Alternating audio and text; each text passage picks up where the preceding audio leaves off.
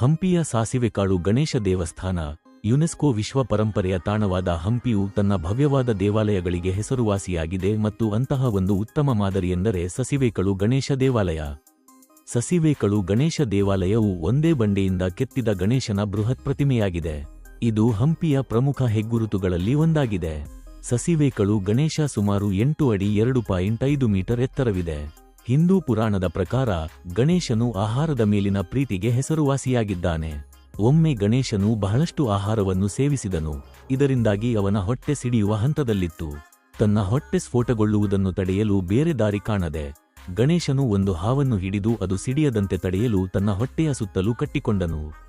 ಪ್ರತಿಮೆಯ ಮೇಲೆ ಗೋಚರಿಸುವ ಗಣೇಶನ ಹೊಟ್ಟೆಯ ಸುತ್ತಲೂ ಹಾವು ಕಟ್ಟಲ್ಪಟ್ಟಿರುವುದರ ಹಿಂದಿನ ಪೌರಾಣಿಕ ಘಟನೆ ಇದು. ಈ ಪ್ರತಿಮೆಯ ಮೇಲಿನ ಶಾಸನವು ಕ್ರಿ.ಶ.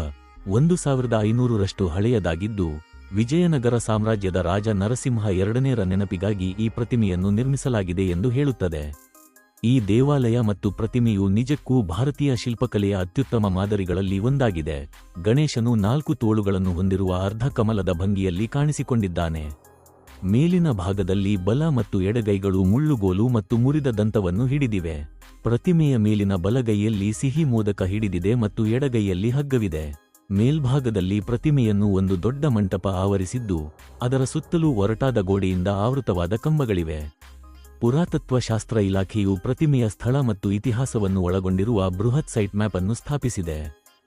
ಹಂಪಿಯ ಮತ್ತಷ್ಟು ಮಾಹಿತಿಗಾಗಿ ಚಾನೆಲ್ ಅನ್ನು ಸಬ್ಸ್ಕ್ರೈಬ್ ಮಾಡಿ.